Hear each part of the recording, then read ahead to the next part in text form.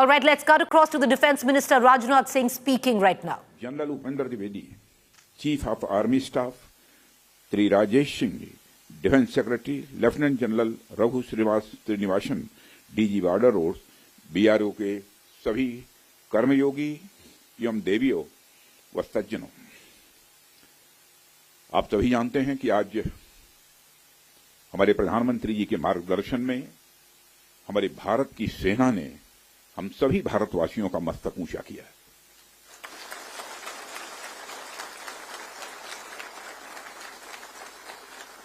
इसलिए मैं चाहता हूं कि एक बार अपने स्थान पर खड़े हो जाएं और मैं नारे लगाऊंगा। हमारे देश के सेना के जवानों के सम्मान में हम सभी बोलेंगे, भारत माता की, भारत माता की, भारत माता की। बहुत बहुत धन्यवाद। साथियों, जैसी कि आप सबको जानकारी है कि कल रात हमारी भारतीय सेनाओं ने अपने अद्भुत शौर्य और पराक्रम का परिचय देते हुए एक नया इतिहास रच दिया है। साथियों, भारत की सेना ने सटीकता, सतर्कता और संवेदनशीलता के साथ कार्रवाई की है। हमने जो लक्ष्य तय किए थे उन्हें ठीक समय तय योजना के अनुसार सटीकता से उन्होंने ध्वस्त किया है और किसी भी नागरिक ठिकाने, सिविलियन पॉपुलेशन को जरा भी प्रभावित न होने देने की संवेदनशीलता भी हमारी सेना ने दिखाई है।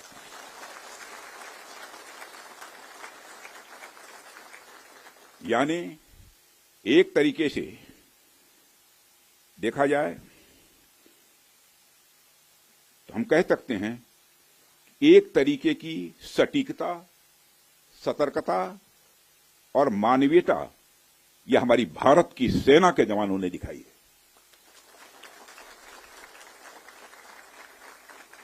जिसके लिए मैं हमारे सेना के जवानों और अधिकारियों को पूरे देश की ओर से मैं साधुवाद देता हूं और सेना को संपूर्ण संबल प्रदान करने के लिए अपने प्रधानमंत्री माननीय नरेंद्र मोदी जी को भी मैं साधुवाद देता हूं।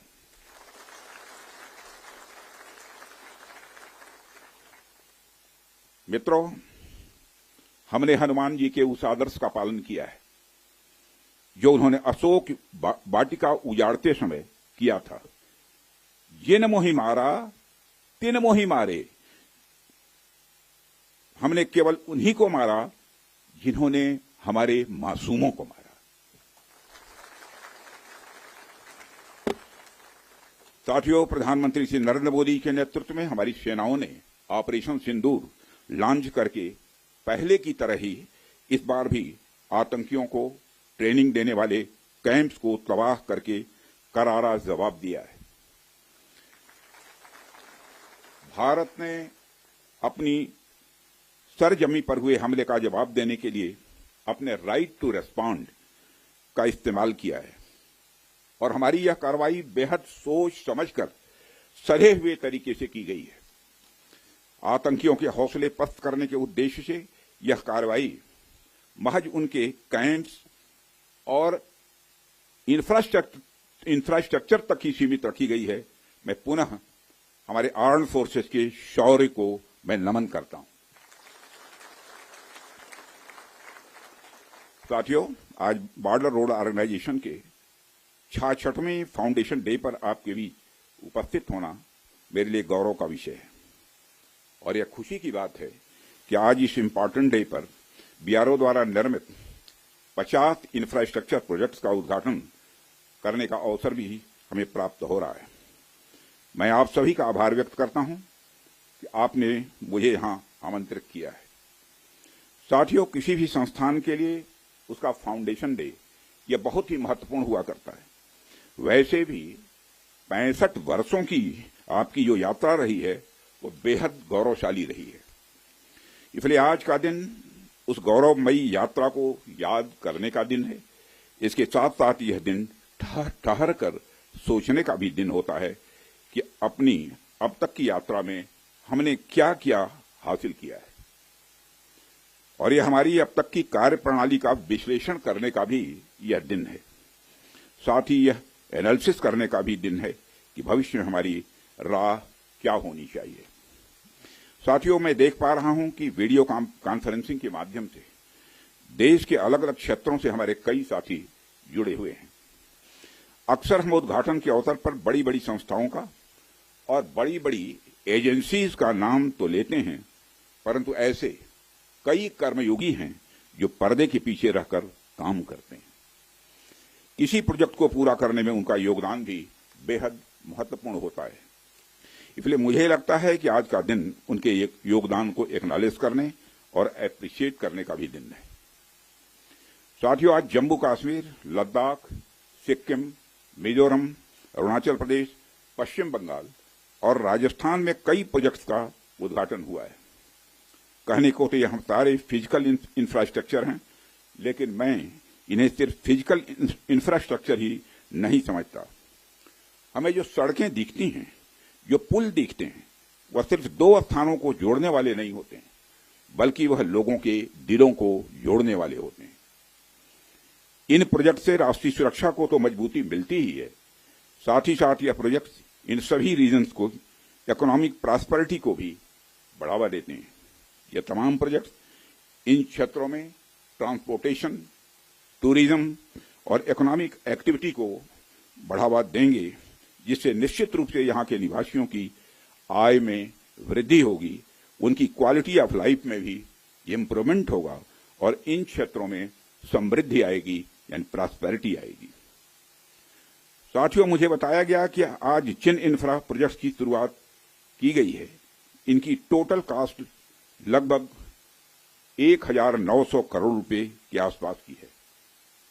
मुझे लगता है कि यह केवल उनकी नॉमिनल वैल्यू पर है। इसकी असली वैल्यू है वह तो हम आंक भी नहीं सकते। इन सड़कों के माध्यम से जब कोई बच्ची स्कूल जाएगी और अपना भविष्य बनाएगी, तो उसके इम्पैक्ट का आकलन भी हम नहीं कर सकते। इन ब्रिजेज के माध्यम से जब यहां एम्बुलेंसेज दौड़ेंगी और समय पर लोगों को इलाज होगा, उसकी वैल्यू को भी नहीं आंका जा सकता है। जब इन सड़कों के माध्यम से विभिन्न संस्कृति के लोग आपस में जुड़ेंगे या फिर एक दूसरे से जो कुछ सीखेंगे, उसकी वैल्यू कोई भी आंक नहीं सकता है। जब इन टनल्स के माध्यम से यहाँ के किसानों द्वारा उगाए गए फूल, फल, सब्जियां इत्यादि दूसरे क्षेत्रों में आसानी से पहुंचेंगे, उसका जो आर्थिक और सामाजिक प्रभाव यहाँ के किसानों पर पड़ेगा, उसकी वैल्यू, उसकी कीमत कोई भी नहीं आंक सकता। साथियों, मैं इन प्रोजेक्ट्स की डिटेल देख रहा था। मैंने देखा कि इनमें छोटे से लेकर बड़े रोड्स, टनल्स और ब्रिजेज हैं। कुछ मीटर से लेकर सैकड़ों किलोमीटर तक इनकी लंबाई है। हालांकि उनकी लंबाई से कोई खास फर्क नहीं पड़ता है। कोई पुल अगर छोटा है, कोई सड़क यदि छोटी है, तो इससे कोई खास फर्क नहीं पड़ता, क्योंकि दुनिया की लंबी से लंबी जो यात्राएं होती हैं, वह सिर्फ एक छोटे से रास्ते से ही शुरू होती हैं। इसलिए इन प्रोजेक्ट्स की कीमत, इनकी वैल्यू सिर्फ इस बात से नहीं आंकी जा सकती क्या फाइनेंशियली या फिजिकली कितना बड़ा प्रोजेक्ट है और यह कितना छोटा प्रोजेक्ट है।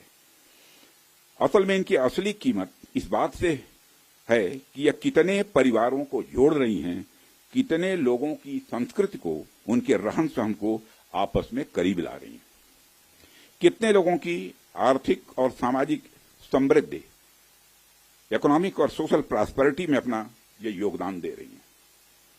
यह प्रोजेक्ट लोहे, कंक्रीट या कोलतार से बनी हुई एक संरचना भर नहीं है, बल्कि यह एक कमिटमेंट है, यह एक प्रतिबद्धता है सीमावर्ती क्षेत्र के विकास का। यह एक रिजॉल्व है, यह एक संकल्प है बॉर्डर एरियाज में क्वालिटी इंफ्रास्ट्रक्चर बिल्ड करने का। यह एक दृढ़ निश्चयता का डिटर्मिनेशन है लोगों के दिलों को जोड़ने का। इसलिए मैंने कहा कि ये प्रोजेक्ट्स इनवैल्यूएबल हैं, इनकी कीमत का आकलन नहीं किया जा सकता। साथियों, प्राचीन काल से ही मार्ग मानव सभ्यता के विकास में बड़ी महत्वपूर्ण भूमिका निभाते आए हैं।